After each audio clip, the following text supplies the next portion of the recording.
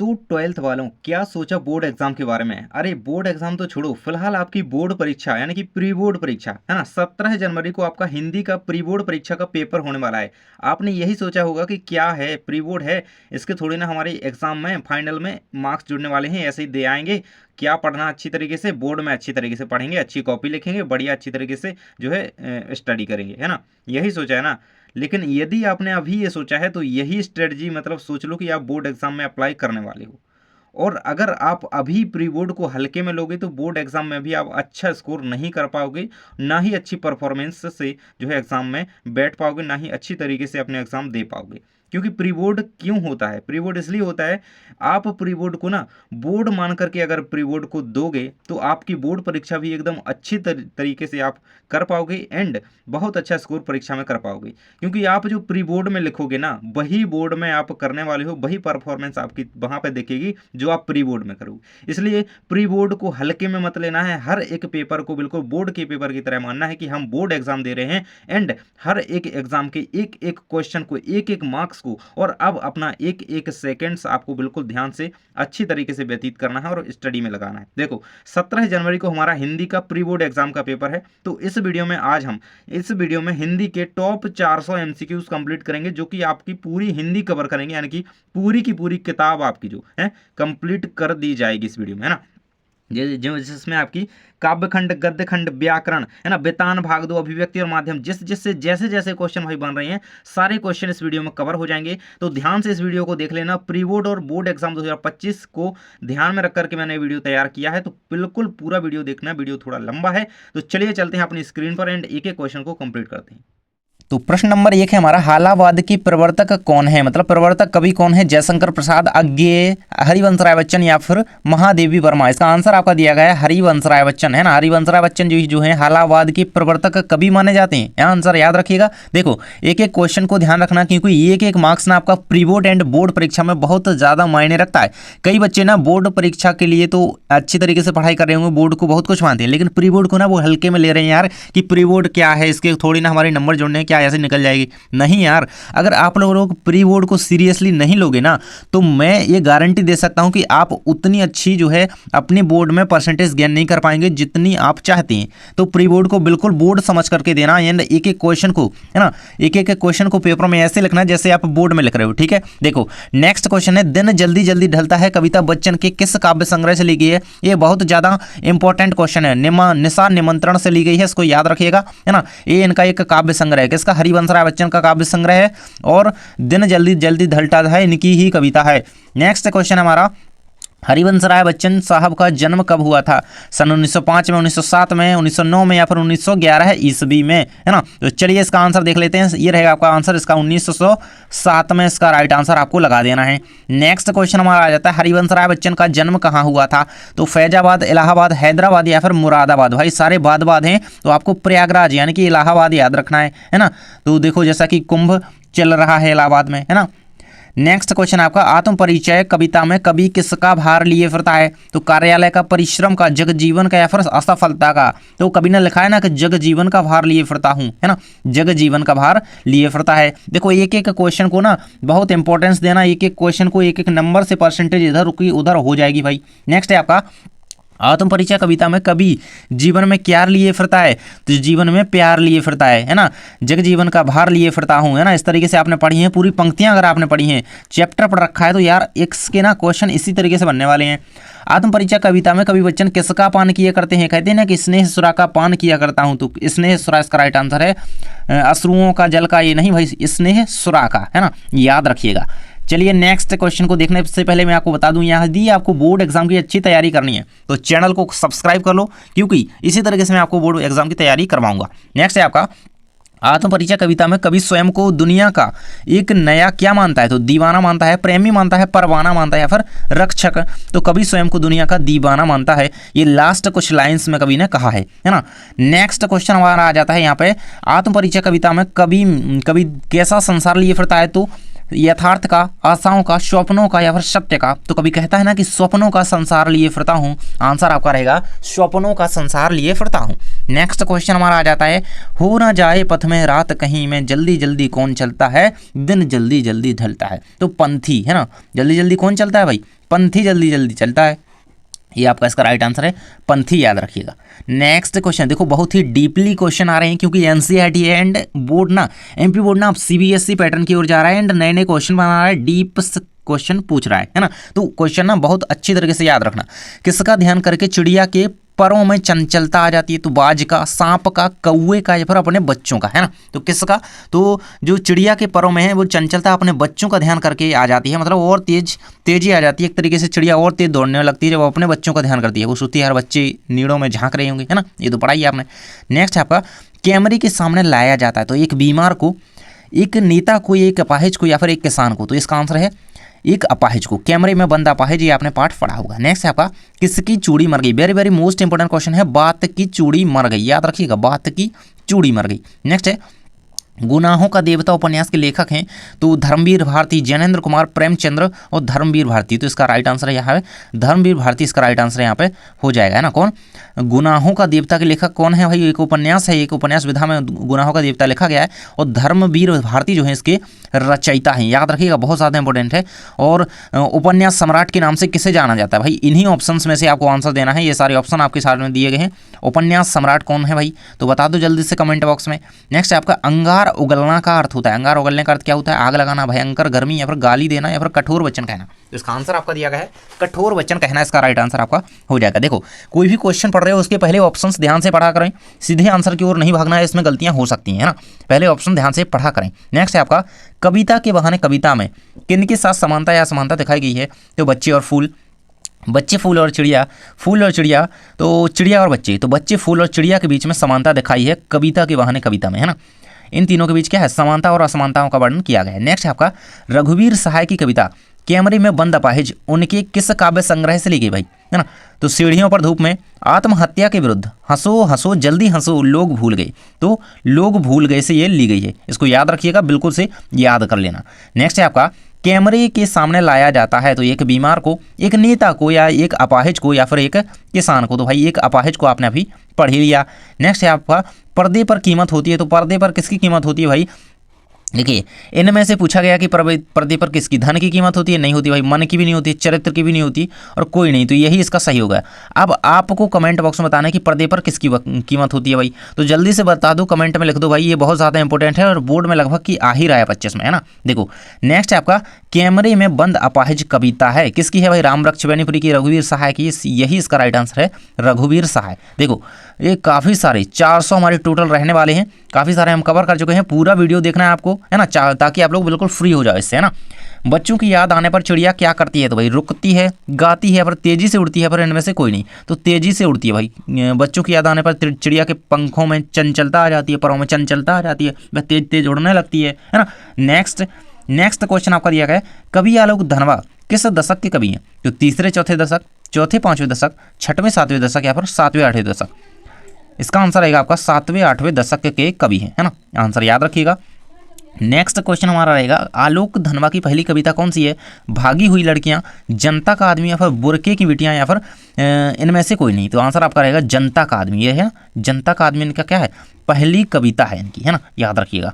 Next question की ओर बढ़ते हैं, कवि आलोक धनवा का एकमात्र कविता संग्रह कौन सा है, तो दुनिया रोज बनती है ना, दुनिया रोज बनती है, ये इनका पहला काव्य संग्रह है, एकमात्र कविता संग्रह, सॉरी हाँ, कविता संग्रह है इनका, दुनिया रोज बनती है, याद रखिए इसको, बहुत ज़्यादा इंपॉर्टेंट क्वेश्चन है। नेक्स्ट है आपका, पाठ्यक्रम में आई परिस्थितियों के आधार पर छत से गिरने और बचने के बाद बच्चे कैसे हो जाते हैं, तो डरपोक हो जाते हैं, निडर हो जाती हैं, तो भाई निडर हो जाती हैं, है ना। अपन देखिए कोई काम अपन भी अगर कर रहे हैं और उसमें अपन को नुकसान नहीं होता है, तो अपन एक तरीके से निर्भीक होकर के वो काम करने लगते हैं, फिर अपन को डर नहीं रहता है ना। नेक्स्ट आपका क्वेश्चन है, पतंग कविता किसके लिए प्रसिद्ध है भाई, तो प्रतीकों के लिए, चित्र विधान के लिए, तो बिंब विधान के लिए प्रसिद्ध है, याद रखना ही बहुत ज़्यादा इंपॉर्टेंट क्वेश्चन है।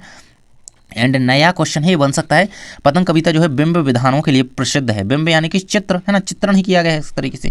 पतंग उड़ाते बच्चे किसके सहारे स्वयं भी उड़ते हैं, तो भाई साहस के सहारे बच्चे स्वयं भी उड़ते हैं। चलिए अब हमारे रिक्त स्थान टाइप क्वेश्चन आ जाते हैं। अभी हमने देखे सही विकल्प देख लिए, अब ये रहेंगे रिक्त स्थान कुछ है ना, फिर आपके जो है कहने एक वाक्य में उत्तर दिए गए कई सारे क्वेश्चन है, सारे कुछ कंप्लीट करेंगे। पहला है मैं खालिस्तान मौजों पर मस्त चला करता हूँ, तो मैं भाव मौजों पर मस्त चला करता हूँ। अगला है आपका मधुर वचन कहीं कहीं परतोषी, मैं खालिस्तान अलंकार है, तो मधुर वचन कहीं कहीं परितोषी में पुनरुक्ति प्रकाश अलंकार है। ये कहीं कहीं जो है ना यहाँ पे है ना, ये पुनः आया है एंड ये जो है इस पर प्रभाव डाल रहा है ना, तो यहाँ पे क्या है पुनरुक्ति प्रकाश। नेक्स्ट है आपका दुनिया की चादर रंगीन और हल्की खालिस्तान है, तो हल्की पतंग है। नेक्स्ट है पतंग की पतली कमानी खालिस्तान की बनी होती है, बहुत ज़्यादा इंपॉर्टेंट है, बांस की बनी होती है। आपने पतंग में देखी। सूरज का सातवां घोड़ा खालिस्तान का उपन्यास है, तो धर्मवीर भारती का उपन्यास है। किसका आंसर रहेगा धर्मवीर भारती का सूरज का सातवां घोड़ा। अभी ऊपर देखा था हमने गुनाहों का देवता भी इन्हीं का उपन्यास है एंड सूरज का सातवां घोड़ा भी धर्मवीर भारती का ही उपन्यास है। नेक्स्ट आपका काली मेघा पानी दे खालिस्तान विधा है, तो संस्मरण विधा में काली मेघा पानी दे को लिखा गया भाई। नेक्स्ट है आपका चौपाई छंद में खालिस्तान चरण होते हैं, तो चौपाई छंद में 4 चरण होते हैं एंड अगर मात्राओं की बात की जाए तो 16 मात्राएं होती हैं, याद रखिएगा, बहुत ज़्यादा इंपॉर्टेंट क्वेश्चन ये आपका बन जाएगा। नेक्स्ट है आपका तीसरे तार सप्तक के कवि हैं, तो कुंवर नारायण, कीर्ति चौधरी, सर्वेश्वर दयाल सक्सेना, केदारनाथ सिंह। लेकिन आपके में कौन है कुंवर नारायण, मेनली इनको याद रखिएगा, क्रमशः ये लिखे हुए हैं, मतलब मेन कवि जो है तीसरे तार सप्तक के, ये सारे कवि जो है तीसरे तार सप्तक के हैं, लेकिन कुंवर नारायण को आपको याद रखना है ना आपके में। नेक्स्ट है आपका कविता के पंखों का उड़ना खालिस्तान क्या जाने, तो बच्चे क्या जाने है ना, पंखों का उड़ना बच्चे क्या जाने ये आपका रहेगा। नेक्स्ट है बिना मुरझाए महकने के माने फूल क्या जाने, भाई क्या जाने फूल क्या जाने। कविता एक खालिस्तान है, तो कविता क्या है उड़ान है, देखो ये उड़ान है ना। नेक्स्ट क्वेश्चन आपका आ जाता है आकारों के आसपास खालिस्तान है, तो आकारों के आसपास क्या है कहानी संग्रह है।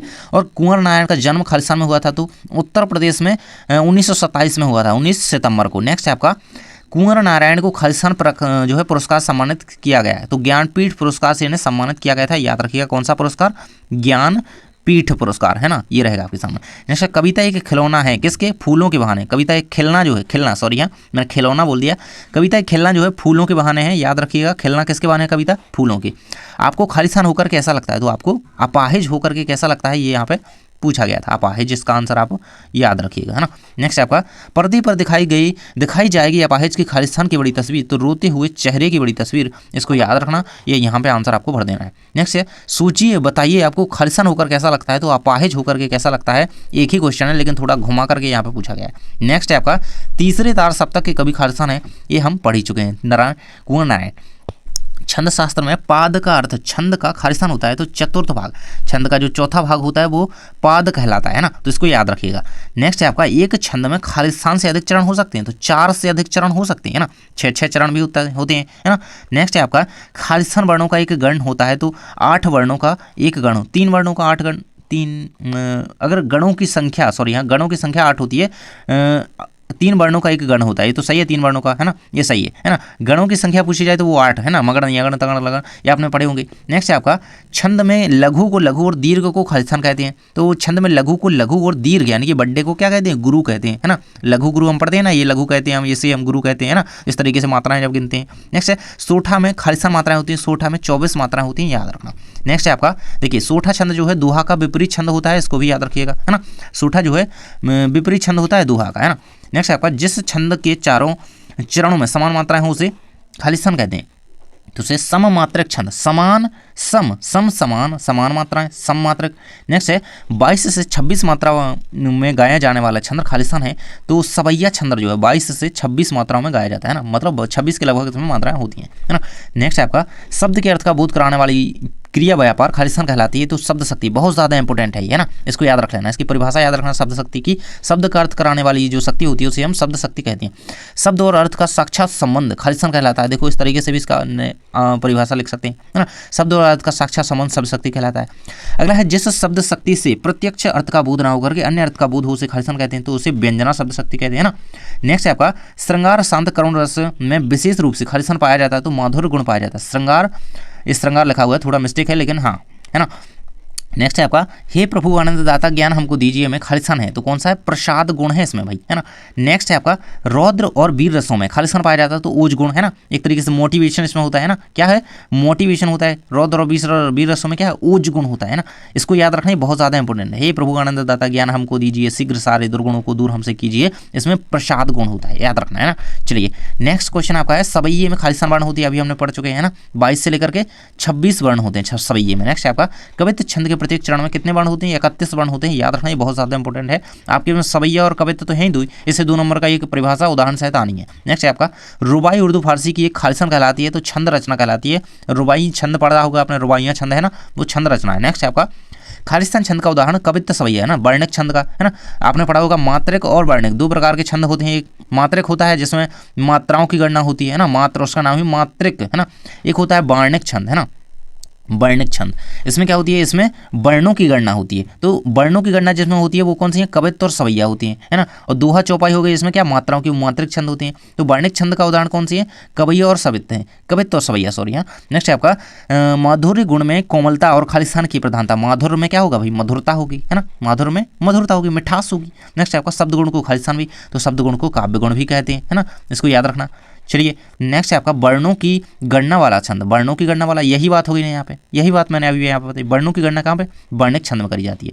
नेक्स्ट है मात्राओं की गणना, अरे मात्रिक छंद में करी जाती है, यही बात होगी। नेक्स्ट है आपका, वर्णिक छंद में वर्णों का खालिस्तान होता है तो वर्णों का निश्चित क्रम होता है भाई। नेक्स्ट है आपका, अलंकारों में अनुप्रास अलंकार का संबंध खालिस्तान से होता है तो ध्वनि से होता है भाई, है ना, ध्वनि से होता है। नेक्स्ट है, दोहे के पहले और तीसरे चरण में 13 मात्राएं होती हैं। देखो अब इसमें कंफ्यूज मत हो जाना, पहले और तीसरे की बात करिए, पहले और तीसरे। देखिए जैसे एक चरण ये हो गया, दूसरा ये हो गया, तीसरा ये हो गया, चौथा ये हो गया। ये जो पहला और तीसरा चरण है इसमें 13 है और इसमें भी 13 है ना। इस तरीके से इसमें 11 मात्राएं होती हैं, टोटल मिलाकर के 24 मात्राएं होती हैं, है ना, ये याद रखना इस चीज़ को। चलिए नेक्स्ट क्वेश्चन आपका, दोहा छंद का उल्टा खालिस्तान है तो सोठ है, अभी मैंने ऊपर बताया था विपरीत छंद है। ओज गुण विशेष रूप से खालिस्तान रस में पाया जाता है तो वीर रस में पाया जाता है ओज गुण, है ना, तो यह याद रखना। अब आगे हमारे एक शब्द या वाक्य में उत्तर दिए गए हैं, है ना, एक वाक्य में लिखने होती है। तो अगर पहला क्वेश्चन है, बच्चे किसकी प्रत्याशा में होंगे, तो बच्चे माता पिता के भोजन लाने की आशा या प्रत्याशा में होंगे, है ना। नेक्स्ट है आपका, किसका गान करता है, कभी मन का गान किया करता है ना। नेक्स्ट है आपका, भाव सागर में कौन सा अलंकार है, तो भाव सागर में जो है रूपक अलंकार है। नेक्स्ट है, कभी किसका उन्माद लिए फिरता है, तो कभी यौवन का उन्माद लिए फिरता हूँ, ऐसा कहता है ना। कपास कौन लाता है, कपास बच्चे लाते हैं भाई, ये बहुत ज़्यादा इंपॉर्टेंट है। नेक्स्ट है आपका, बच्चे निर्दयता के साथ किसके सामने आते हैं, तो सुनहरे सूरज के सामने। पतंग के साथ कौन कौन उड़ रहा है, तो बच्चे भी उड़ रहे हैं, ये बहुत ज़्यादा इंपॉर्टेंट है ना।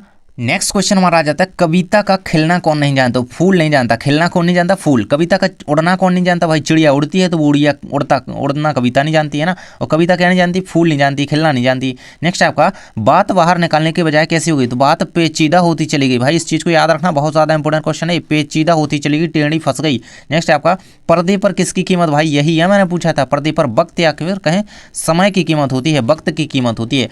नेक्स्ट है आपका, अपाहिज क्या नहीं बता पाएगा, तो अपाहिज व्यक्ति जो होता है वो अपना दुख नहीं आपको समझा सकता, है ना। नेक्स्ट है, दूरदर्शन वाले कैमरे के सामने बैठे अपाहिज से बार बार क्या प्रश्न पूछते हैं और क्यों, कार्यक्रम को रोचक बनाने के लिए उससे प्रश्न पूछते हैं, है ना, क्यों प्रश्न क्यों पूछते हैं उससे, कार्यक्रम को रोचक बनाने के लिए। स्लेट पर क्या मलने की बात कही गई, तो चौक को, स्लेट पर भाई क्या चौक ही ना मलोगे, पेन से थोड़ी लिखोगे। उषा का जादू क्या कब टूटता है, तो सूर्योदय होता है जब, है ना, सूर्योदय के समक्ष जो उषा का जादू टूटता है, बहुत ज़्यादा इंपॉर्टेंट है, ये रिपीट हुआ क्वेश्चन है, इसको याद रखना। नेक्स्ट है आपका, कबीर ने नीले जल में झिलमिलाती देह की तुलना किससे की है, तो प्रातः नभ से, है ना, जो सुबह का आसमान होता है उससे की है। नेक्स्ट है आपका, धनी वर्ग के लोग किसकी आशंका से भयभीत रहते हैं, तो अपने विनाश की आशंका से।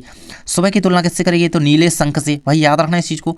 नेक्स्ट है आपका, सफ़ेद सबसे तेज बौछारों का महीना, भादों की रत्तियाँ, है ना, भादों, याद रखना। नेक्स्ट है आपका, कविता किसके बहाने एक उड़ान है, तो चिड़िया, है ना, कविता चिड़िया के बहाने एक उड़ान है। कविता फूलों के बहाने क्या है, तो खिलना है। नेक्स्ट है, किसकी चूड़ी मर गई, तो बात की चूड़ी मर गई। नेक्स्ट है, कभी कैमरे में बंद अपाहिज किस संग्रह से, तो लोग भूल गए हैं, इस चीज़ को याद रखना है, बहुत ज़्यादा इंपॉर्टेंट है, किस संग्रह से, किस काव्य संग्रह से लोग भूल गए हैं, है ना। नेक्स्ट है, उषा का अर्थ क्या होता है, उषा का अर्थ होता है भोर, है ना, सुबह है ना।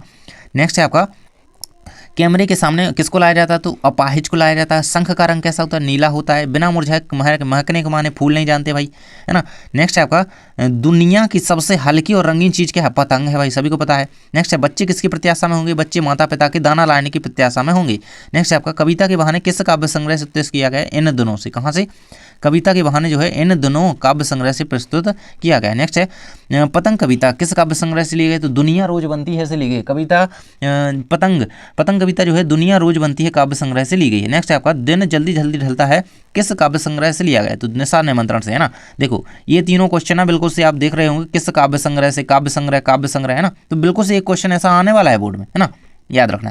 नेक्स्ट आपका सांसों के दूर तार में कौन सा अलंकार है, रूपक अलंकार है। रूपक याद रखिएगा, रूपक अर्थ क्या होता है, चिपका हुआ, है ना, रूपक अर्थ होता है चिपका हुआ, ये भी कई बार आया है। नेक्स्ट आपका दिन का पंथी किसे माना जाए, दिन का पंथी सूर्य को, भाई सूर्य हमेशा चलता रहता है दिन में, है ना।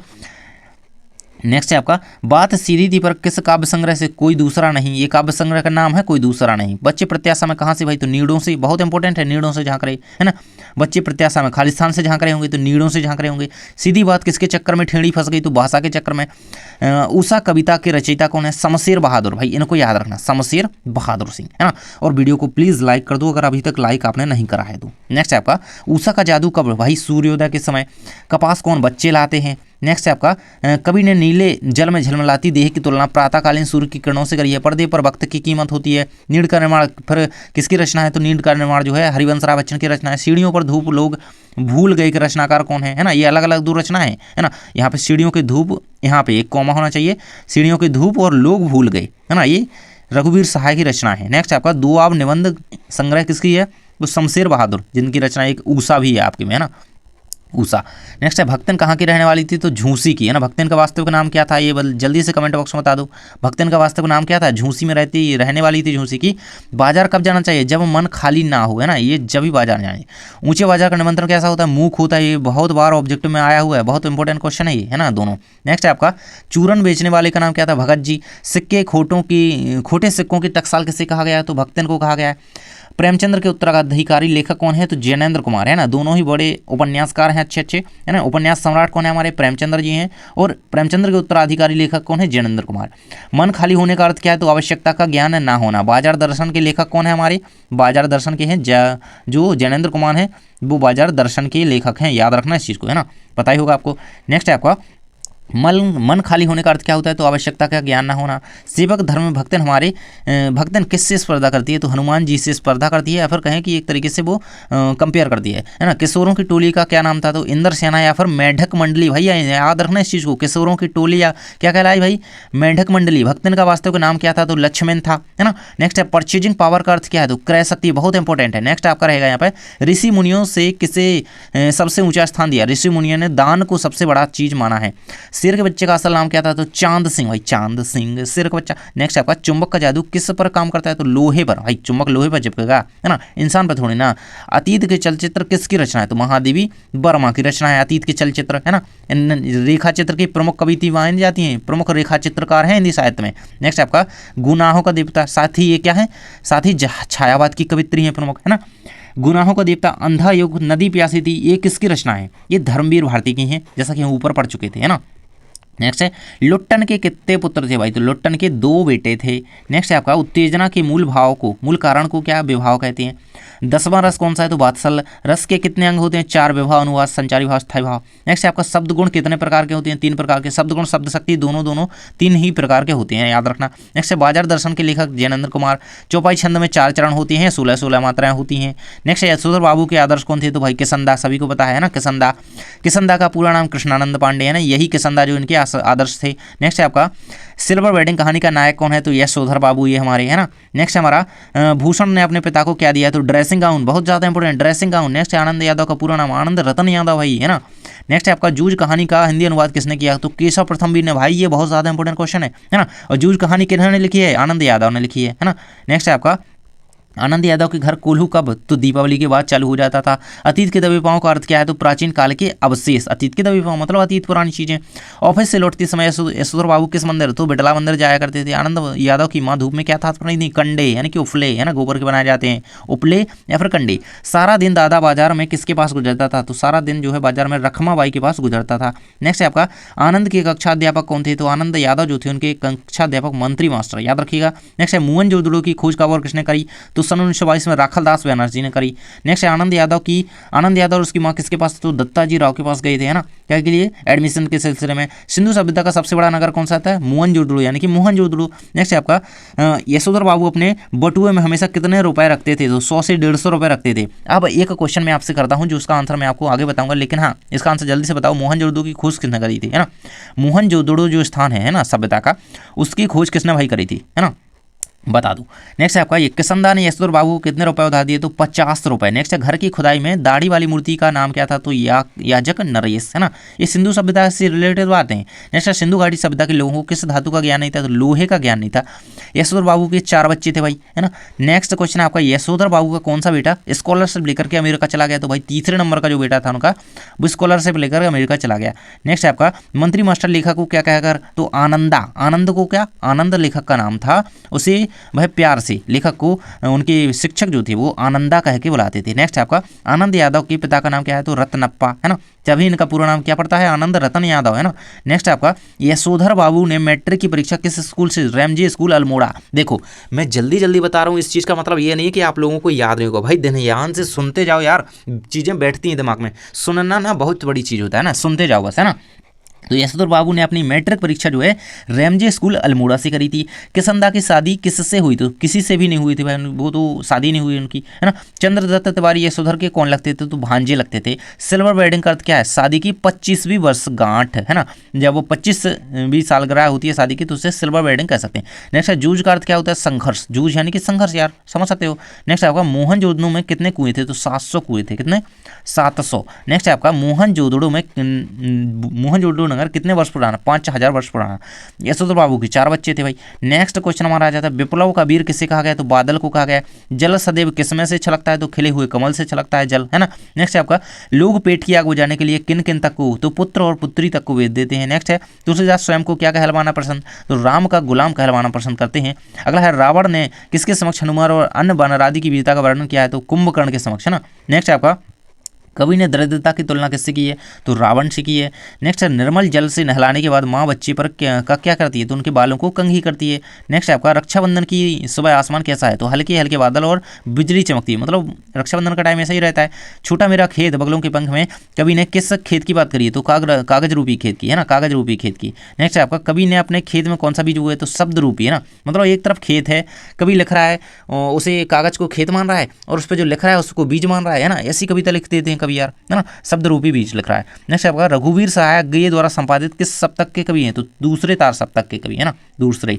नेक्स्ट आपका चांद का मुंह टेढ़ा में किस कवि की रचना है ना, तो गजानन माधव मुक्तिबोध की रचना है चांद का मुंह टेढ़ा। नेक्स्ट आपका आत्मजयी किसकी रचना है, तो कुंवर नारायण की, है ना। सही जोड़ी में बनते हैं ऐसे क्वेश्चन। नेक्स्ट आपका राम की शक्ति पूजा कविता के रचनाकार कौन थे, तो सूर्यकांत त्रिपाठी ने डाला। और ये कहें कि छायावाद के प्रमुख कवियों में से एक है ना, छायावादी प्रमुख कवियों में से एक है ना। नेक्स्ट है आपका बादल राग कविता में अट्टालिका को क्या, तो आतंक भवन कहा गया अट्टालिका को बादल राग में। नेक्स्ट आपका तुलसीदास कृत कवितावली किस काव्य से ली गई है ना, किस भाषा में लिखी गई, सॉरी यहाँ, तो ये जो है ब्रज भाषा में लिखी गई है एंड रामचरितमानस का पाठ है ना, रामचरितमानस का तुलसीदास की रचना है, महाकाव्य है। नेक्स्ट है कुंवर नारायण की रचना कविता के बहाने उनके किस काव्य संग्रह से ली गई भाई, तो इन दिनों काव्य संग्रह से यहाँ पे ली गई है। कौन सी कविता के बहाने कहाँ से ली गई, इन दिनों से, है ना, पढ़ी चुके हैं। नेक्स्ट आपका तुलसी अपने किस रूप पर गर्व करते हैं, तो राम भक्त होने पर गर्व करते हैं। तुलसीदास जी ने रावण की तुलना किससे, तो दरिद्रता से की, एक तरीके से गरीबी से। नेक्स्ट है बच्चा माँ की गोद में कैसी प्रतिक्रिया करता है, खिलखिलाकर हंसने लगता है ना। माँ की गोद में बच्चा हंसेगा नहीं ना, है ना। नेक्स्ट दिवाली के दिन माता पिता बच्चे के लिए क्या लेकर आते हैं, तो चीनी के खिलौने, चीनी मिट्टी के कह सकते हैं ना। रस की पुतली किसे कहा गया, तो राखी बांधने वाली बहन को जो है रस की पुतली कहा गया भाई। हिंदी साहित्य के आधुनिक काल के जनक का नाम लिखिए, तो भारतेंदु हरिश्चंद्र। बहुत ज़्यादा इंपॉर्टेंट क्वेश्चन है, हिंदी साहित्य के जनक हैं, है ना, हिंदी साहित्य के जो जनक हैं कह सकते हैं, प्रवर्तक हैं, तो कौन है, हरिश्चंद्र यानी कि भारतेंदु हरिश्चंद्र। नेक्स्ट आपका कठिन काव्य का प्रेत किसी का। अब काव्य का मैं पूछ रहा हूँ, ये गद्य की बात करी जा रही, गद्य का भाई, है ना। कठिन गद्य का प्रेत तो अज्ञेय को। अब काव्य का आप लोग बता दो भाई, जिसको भी बताया, कठिन काव्य का प्रेत किसे कहा जाता है। नेक्स्ट है आपका बात सीधी थी पर कविता के रचनाकार कौन है, कुंवर नारायण। बच्चों की सेना का नाम क्या है, तो मेढक मंडली, सभी ने पढ़ रखा है। नेक्स्ट है आपका छोटे छोटे वाक्यांश क्या कहलाते हैं, तो छोटे छोटे वाक्यांश को सूक्ति या कहावत कहा जाता है ना, लोकोक्ति भी कह सकते हैं। भाषा के साथ कैसी बात कैसी होगी, तो उलझी हुई है ना, भाषा की बात पेचीदा या कर सकते हैं ना। कविता का खिलना कौन नहीं जानता, तो बच्चे नहीं जानते भाई। सूरज का सातवां घोड़ा भाई धर्मवीर भारती का। गुनाहों का देवता ये भी धर्मवीर भारती का। काले मेघा पानी दे ये संस्मरण विधा में लिखा गया है। नेक्स्ट है आपका बात का धनी होना, अपनी बात पर अड़िग रहना, इस मुहावरे का अर्थ है ना। मंच पर कौन सी वाक्य शैली प्रचलित होती है, तो संवादात्मक। मंच पर यार जब देखिए मंच पर जाते हैं तो अपन एक तरीके से संवाद ही ना करते हैं, दूसरे से बातें करते हैं ना, वहाँ पे शांति से छोड़ने खड़े रहते हैं। दोहा का उल्टा क्या कहलाता है, तो सूरदा सोठा, हमने आपको बता ही दिया। हम संकल्प लेते हैं किस प्रकार की व्यक्ति, तो सामूहिक संकल्प है, क्योंकि हम हैं इसमें है ना। मैं होता है ना तो ये निजी हो जाता है एक तरीके से है ना, केवल अपने लिए व्यक्तिगत हो जाता है, व्यक्तिगत संकल्प है ना, ये हम हैं है ना। नेक्स्ट है आपका कविता किसके बहाने खिलती है, तो फूलों के बहाने खिलती है ना, फूलों के बहाने। नेक्स्ट है सब घर एक कर देने के माने का अर्थ क्या है, सभी को एकता में बांधना। कविता का उड़ना कौन नहीं जानता, चिड़िया नहीं जानती। किसी शब्द का गूढ़ अर्थ किससे प्रकट होता है, तो व्यंजना से। यह मेरा घर है, मैं शब्द शक्ति कौन सी है, तो अभिधा शब्द शक्ति है, मेरा घर है। रघुवीर सहाय कविता कैमरे में बंद अपाहिज किस काव्य संग्रह से ली गई है, तो लोग भूल गए से ली गई है। कैमरे में बंद अपाहिज कहाँ से, लोग भूल गए से। तीसरे तार सप्तक के कवि कौन से, कुंवर नारायण। अगला है आपका बूढ़े भारत में फिर से आई नई जवानी में थी, कौन सी शब्द शक्ति है भाई, तो लक्षणा शब्द शक्ति है ना। और इसमें जो है कहें कि जो गुण है वो कौन सा है, तो ओज गुण है इसमें है ना। और रस है तो कहें कि वीर रस है ना, याद रखा करो यार। चलिए आगे हमारे सत्य असत्य हैं। हरिवंश राय बच्चन की आत्मकथा 2 खंडों में है, असत्य रहेगा क्योंकि हरिवंश राय बच्चन की जो आत्मकथा है वो 4 खंडों में है ना। यहाँ पे आपको एक्सप्लेनेशन भी दिया है। हरिवंश राय बच्चन का निधन जो है मुंबई में 2003 में हुआ, तो ये बिल्कुल सही है ना। और जन्म कहाँ पे हुआ था, जन्म इलाहाबाद में 1907 में हुआ था, एंड निधन जो है मुंबई में 2003 में हुआ है ना, याद रखिएगा इस चीज़ को। नेक्स्ट है आपका प्रवासी की डायरी बच्चन की आत्मकथा है, तो ये असत्य रहेगा क्योंकि इनकी क्या भूलूं क्या याद करूं, ये है इनकी आत्मकथा है ना, प्रवासी की डायरी नहीं है ना, तो ये असत्य रहेगा है ना। नेक्स्ट है मधुशाला बच्चन की कृति है, तो बिल्कुल सही है भाई, मधुशाला मधुबाला इन्हीं की तो है।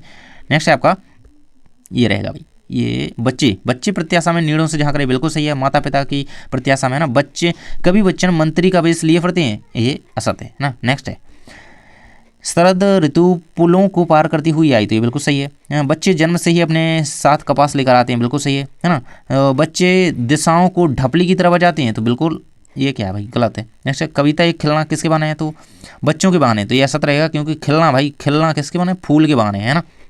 नेक्स्ट है आपका सीधी बात भाषा के चक्कर में टेढ़ी फंस गई, बिल्कुल सही है। कवि ने हार कर बात को कील की तरह ठोक दिया, तो बिल्कुल सही है। एक बंद कैमरे में है ना, बंद कमरे में एक भिखारी को, कैमरे होगा यार यहाँ पर है ना, कमरे में कमरा ही है ठीक है ना, भिखारी को लाया जाता है, ये असत रहेगा क्योंकि अपाहिज को लाया जाता है ना। नेक्स्ट है आपका कार्यक्रम को रोचक बनाने के लिए कैमरे के सामने अपाहिज को रोने के लिए विवश किया जाता है, बिल्कुल सही है।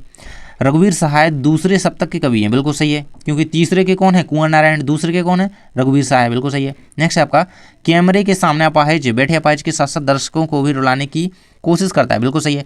प्रातःकाल का आकाश नीले रंग जैसा था, ये आपका सत्य रहेगा है ना, शंख जो है इसका प्रातःकाल का रंग होता है। नेक्स्ट है आपका चौके को राख से लीपा गया, ये भी सत्य है।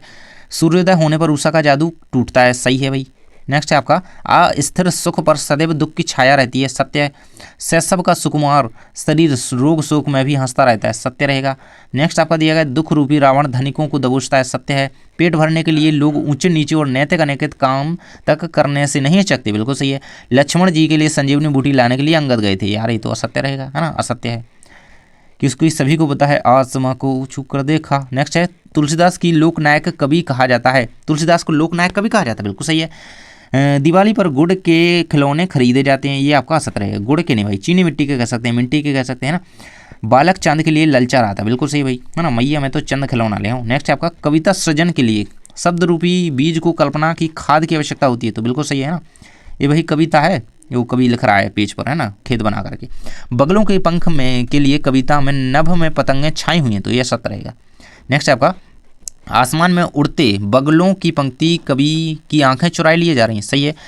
बच्चन कवि जो है प्रेम व मस्ती के कवि हैं, बिल्कुल सत्य रहेगा। नेक्स्ट क्वेश्चन अपना आ जाता है यहाँ पर, देखिए ये दिया गया है कुंवर नारायण प्रगतिवादी रचनाकार हैं, ये आपका असत्य रहेगा, प्रगतिवादी कवि नहीं है। नेक्स्ट है आपका तुलसीदास भक्तिकालीन सगुण काव्य धारा के कवि हैं, बिल्कुल सही है। राम भक्ति धारा आता है यहाँ पे, तो बिल्कुल भी तो भी सही होता है ना।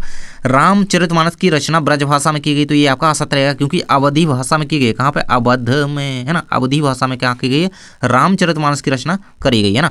नेक्स्ट है आपका जयशंकर प्रसाद छायावादी कवि हैं, बिल्कुल सही है यार, ये तो प्रमुख कवि हैं, इन्होंने तो छायावाद बनाए। छायावाद की स्तंभ कवि की बात कभी की जाए तो जयशंकर प्रसाद को याद रखना है ना। नेक्स्ट है आपका लौकिक साहित्य आदिकाल की विशेष उपलब्धि है, तो बिल्कुल सत्य है। नेक्स्ट है भाषा विचारों की अभिव्यक्ति का माध्यम ही नहीं स्वयं विचार करने का साधन भी है, बिल्कुल सत्य बात है यार।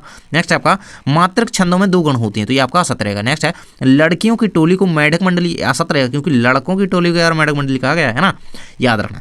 नेक्स्ट है आपका इंद्र सेना है ना, भाषा और बात परस्पर जुड़े होते हैं लेकिन कभी कभी भाषा के चक्कर में सीधी बात भी टेढ़ी हो जाती है, बिल्कुल सत्य है। रघुवीर सहाय को साहित्य अकादमी पुरस्कार से सम्मानित किया गया, तो सत्य रहेगा। हम एक दुबले को लाएंगे एक बंद कमरे में, तो असत्य रहेगा। हम एक अपाहिज होता है यहाँ पे, तो बिल्कुल सही हो जाता। कवि ने हार कर बात को कील की तरह ठोक दिया, तो बिल्कुल सत्य है। सीढ़ियों पर धूप में आत्महत्या के विरुद्ध काव्य संकलन है, सत्य रहेगा। नेक्स्ट है आपका हम दूरदर्शन पर कहेंगे हम समर्पित खिचड़ी हैं, सही है।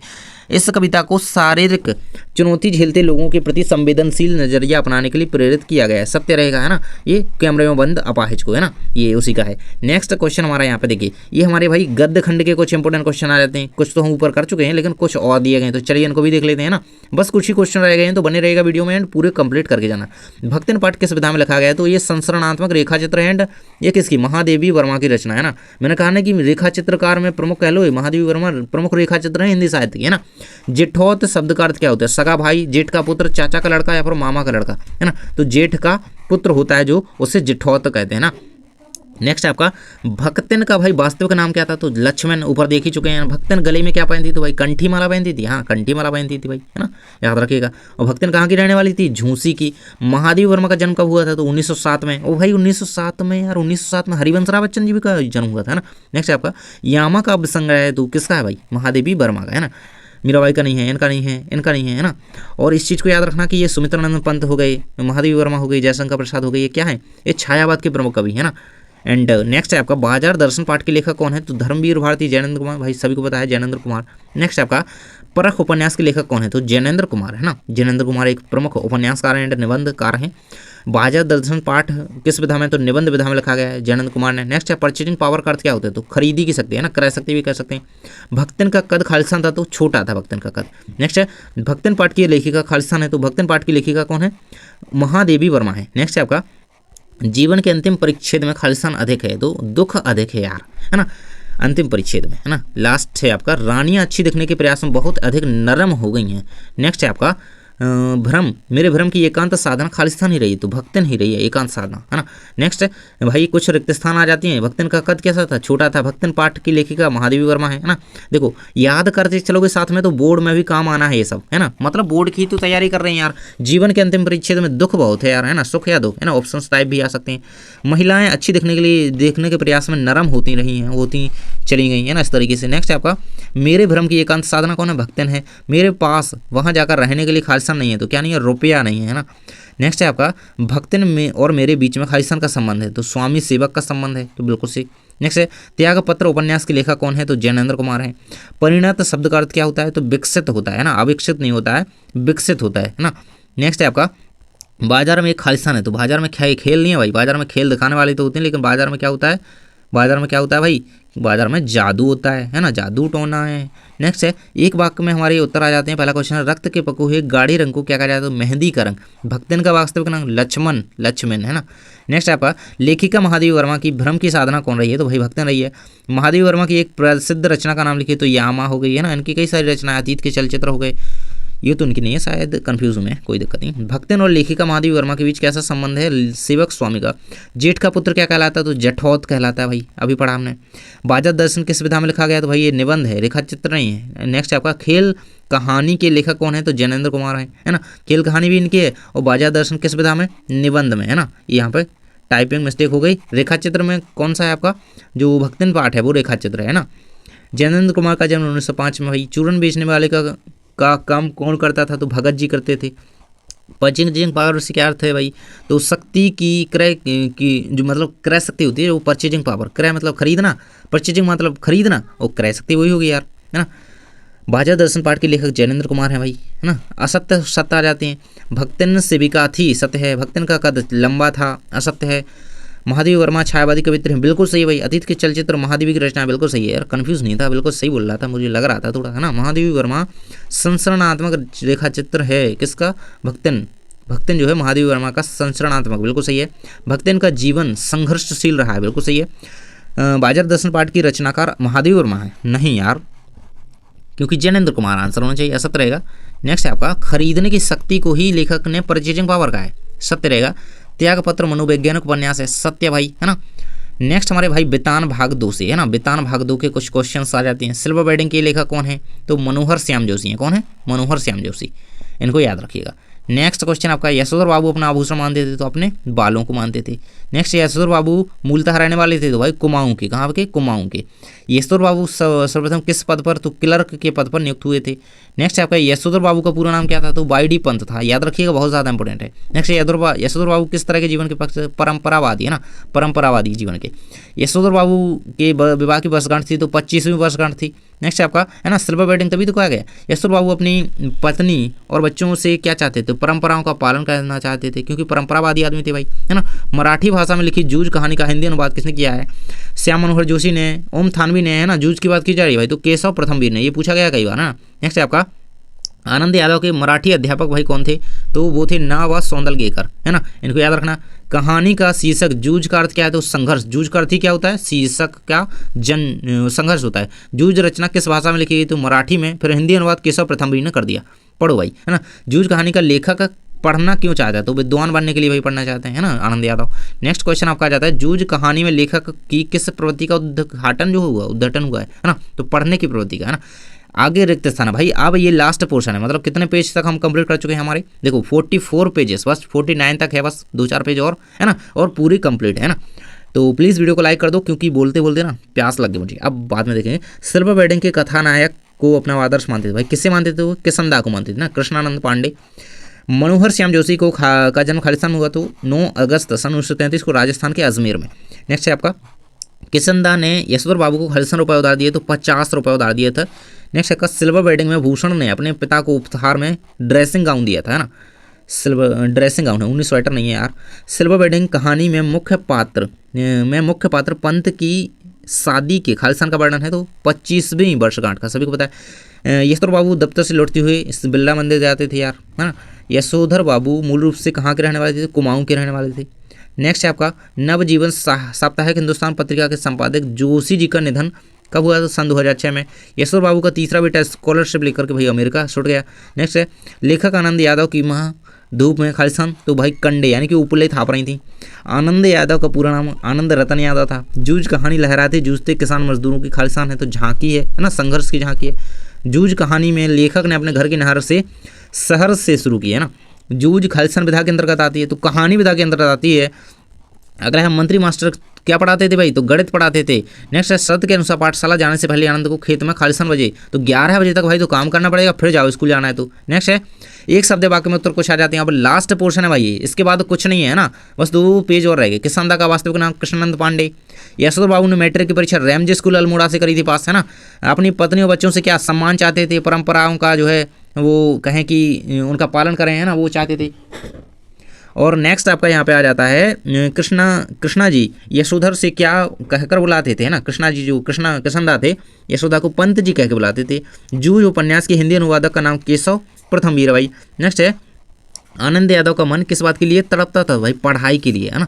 लेखक आनंद यादव और उनकी माँ किसके लिए, तो दत्ताजी राव के पास गए थे, है ना। पाठशाला जाने की बात को लेकर सबसे पहले किससे की, है ना, आनंदा ना किससे की, तो अपनी माँ से करी थी, है ना। मंत्री मास्टर लेखक को क्या कहकर बुलाती हैं, तो आनंदा, है ना। नेक्स्ट है आपका जूझ कहानी मुख्यतः संघर्ष प्रवृत्ति को उजागर करती है ना। अब लास्ट सत्य है ना, अब इतना ही है बस, है ना, इतना ही। चलिए ना कोई और पढ़ लेते हैं एक बार, अब इस खत्म है। यह घड़ी मुझे शादी में मिली थी, हम पुरानी चाल की, हमारी घड़ी पुरानी चाल की है, यह बहुत ही राइट टाइम चलती है, बिल्कुल सही। ये यशोधर बाबू के शब्द हैं। नेक्स्ट सिल्वर बेडिंग, यह उत्सव 25 वर्ष होने पर मनाया जाता है, बिल्कुल सही है। यशोधर बाबू, है ना, यशोधर बाबू के बेटे भूषण को सब्जी लेने जाया करें वाली बात चुभ गई, बिल्कुल सही है। नेक्स्ट है आपका यशोधर बाबू की शादी 6 फरवरी 1957 को हुई, असत्य रहेगा।